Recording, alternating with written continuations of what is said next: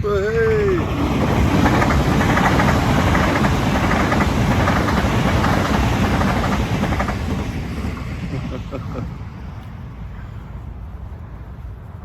You know I live next to the train line.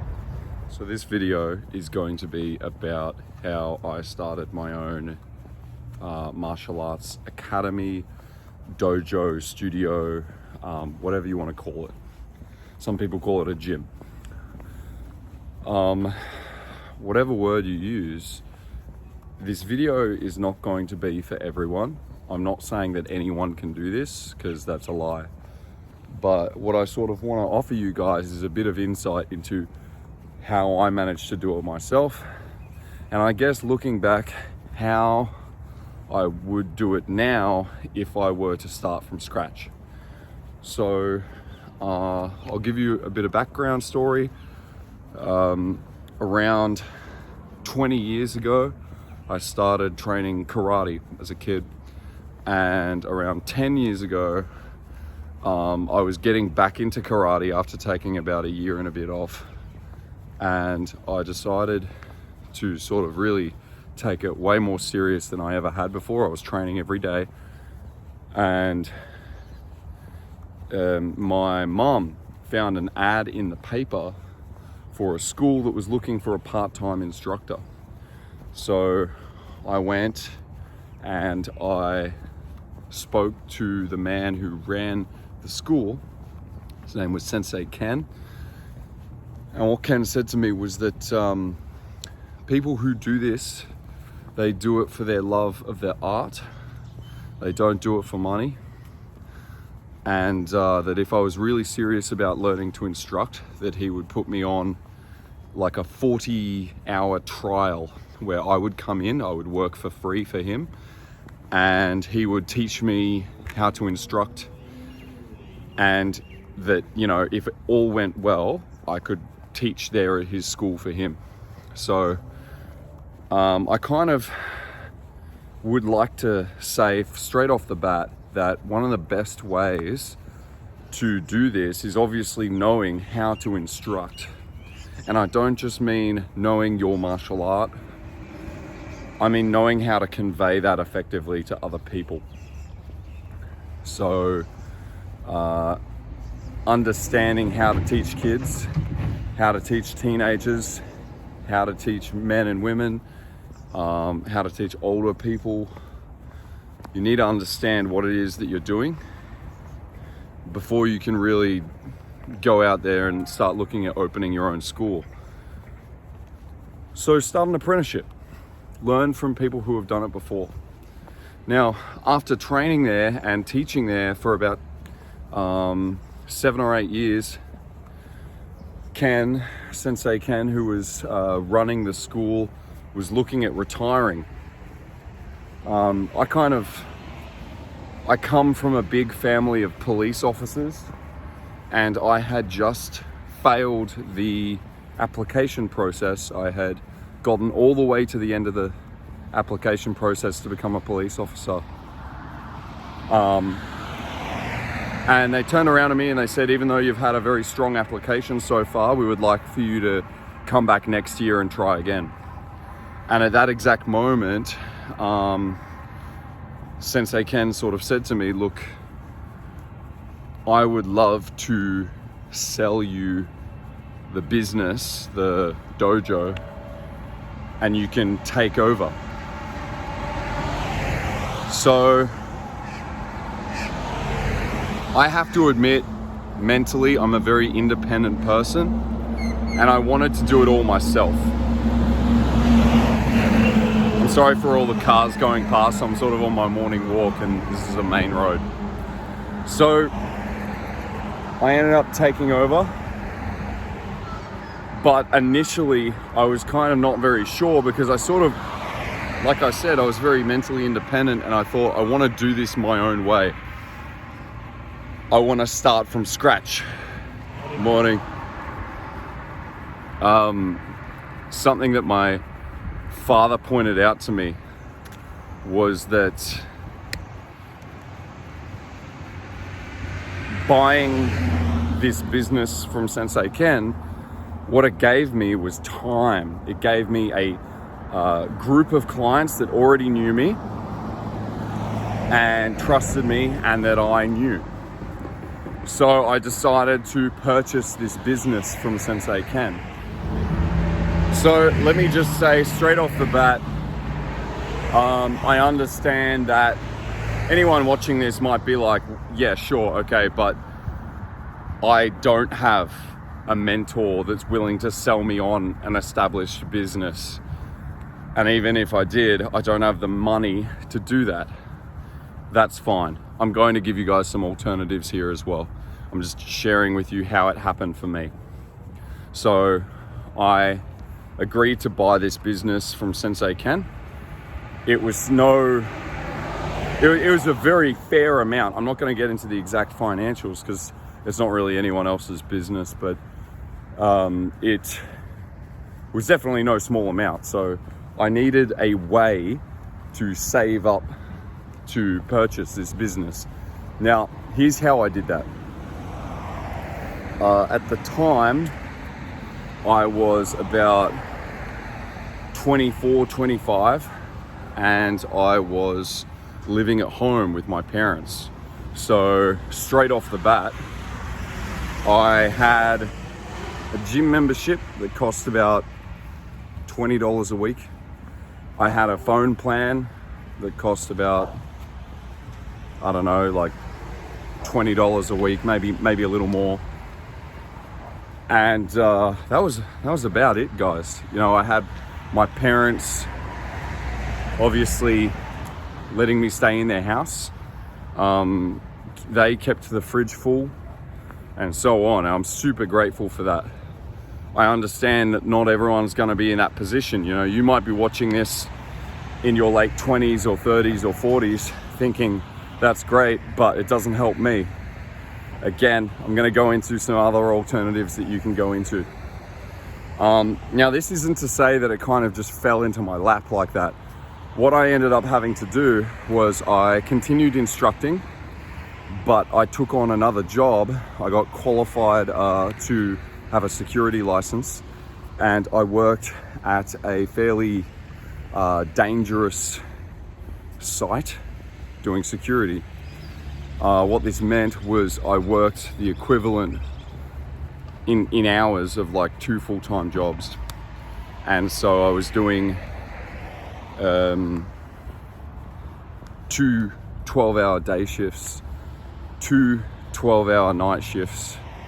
And then because I was a casual, I was also on call for other kind of shifts. And on top of that, you have to understand that as a casual security guard, you kind of get a little extra pay. So, you know, security is definitely a career that, you know, especially if you're a young man and you're looking to learn about yourself, and this is the area that you want to work in, like combat martial arts and competitive martial arts. I think security is a really great choice to make because it shows you real world application and it gives you skills that you wouldn't consider had you not worked in that field, like de-escalation, talking to people, problem solving. And it also gives you unique responsibilities and the other thing as well is that it's actually a rewarding job to do. You know, I worked in an emergency department. I worked in a psych ward. I got to see some pretty incredible things. It wasn't all sunshine and rainbows. You know, I got injured a few times. I got bitten a lot, spat on. Of course, it being security and being a pretty volatile environment, I got punched and kicked a lot, you know, but what I would really recommend is that you find a job that you are able to earn a little bit of extra money and that you begin to save. Now, the exact system for saving that I use, I borrowed from a book called The Barefoot Investor. It's I think a lot of people here in Australia know all about it, but in case you aren't familiar, what I did was every time I got paid, I would put 10% of my money into just frivolous things like, you know, buying coffee or buying a cheap meal or whatever. Then I would put another 10% into like longer term savings, like wanting to go for a holiday, saving up for a sort of like an expensive toy, like a guitar or something like that.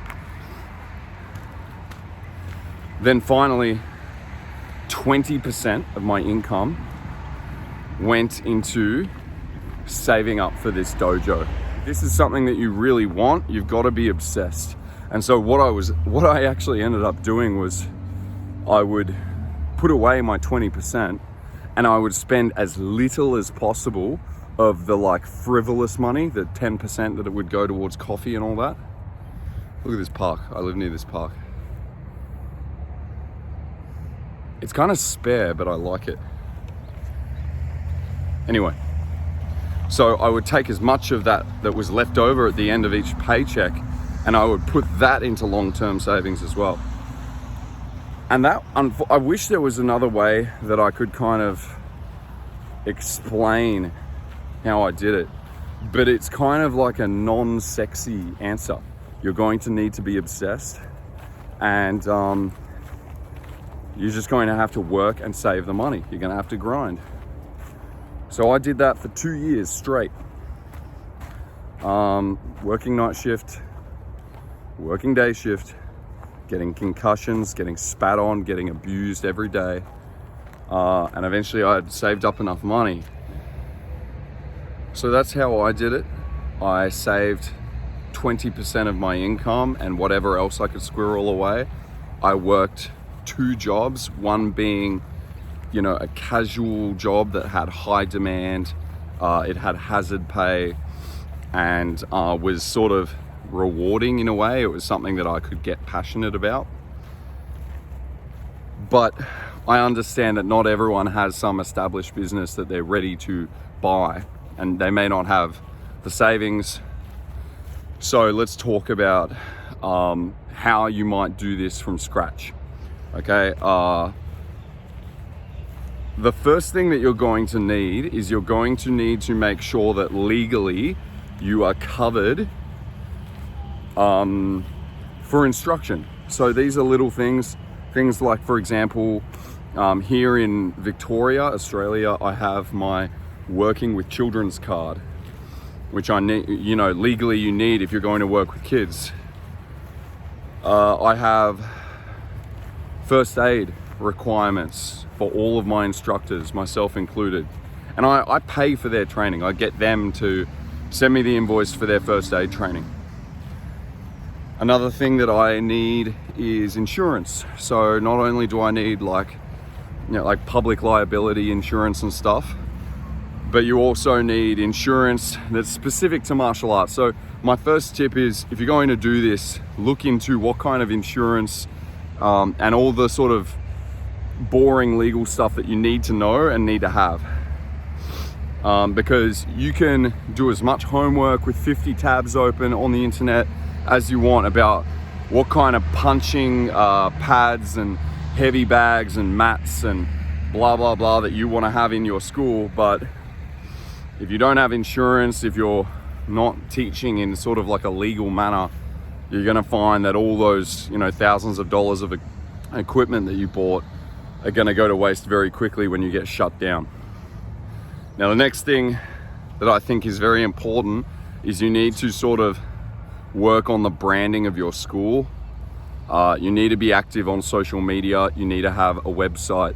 You need to have a brand, so like a logo, a basic color scheme. You need to understand the name of your school, and all of these things are stuff that you can look into yourself. I'm not going to make a video here about how to name your martial arts school and whatnot.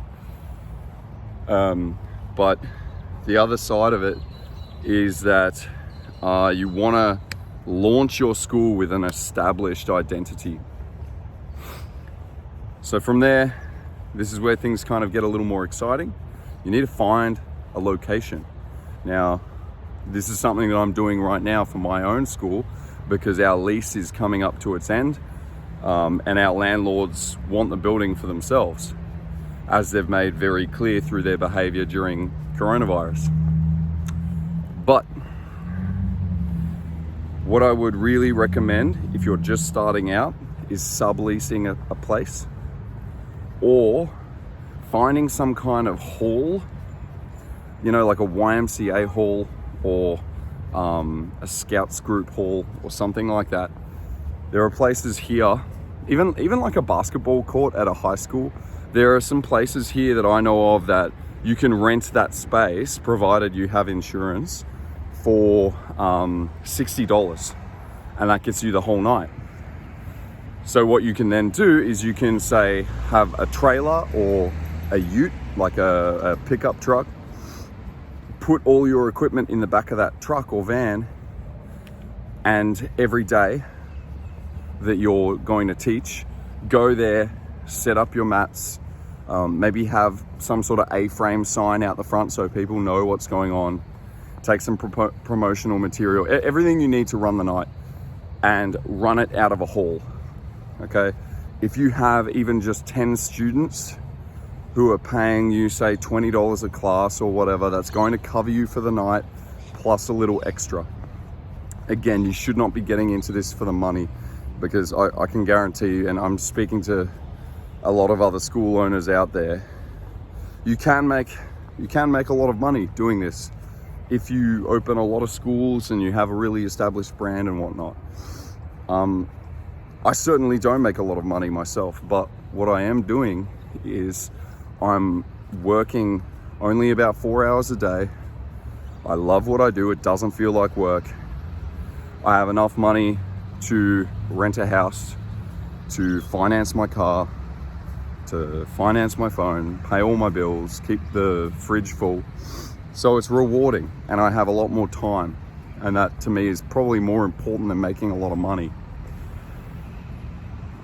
So the next thing that you're going to need is eventually finding a location, like a permanent location. For example, what I would really recommend is places like industrial areas, like warehouses. These are large, open, empty areas that you can set up some mats. You can set up some punching bags or whatever it is that you need for your particular martial art. And then one of the final things that I'll say, and this is not, you know, a very comprehensive guide. This is just some information to help you get started. But what I would say is that the most important thing to spend your money and your mental effort into selecting is your people. Now, at first it may just be you, and I don't know, maybe you have an assistant instructor, who knows. At the moment I have a team of about 7 different instructors. So I have a bunch of guys and ladies that can help me run the karate. I run our kickboxing, and then I have a jiu-jitsu instructor who runs our jiu-jitsu program. Each and every one of those people has undergone a lot of scrutiny on my part to make sure that they're a fit, because I'm not going to hire someone, no matter how skilled an instructor they are, if they are rude, if they are not a good fit for the culture of our club, if they're doing it for the cash. This is probably going to be a long video, so to cut it short, I basically just don't hire anyone that I don't like. It sounds really simple, but you know, it's one of those things where if you focus more on someone's accolades and their skill set and their resume, so to speak, and you romanticize what that will mean for your club, a bad instructor can do so much damage to a martial arts club that is not funny. It doesn't matter how skilled they are or how many tournaments they've won. Someone who is going to be rude to your students or your clients, or the parents of students, someone who behaves in a way outside of the club that is going to damage your reputation, you need to really look at your instructors and decide, is this person a good representation of me and my business and my school? So guys, I hope that helps. If you have any questions, feel free to throw it in the comments down below, and I will talk to you guys next time. Peace.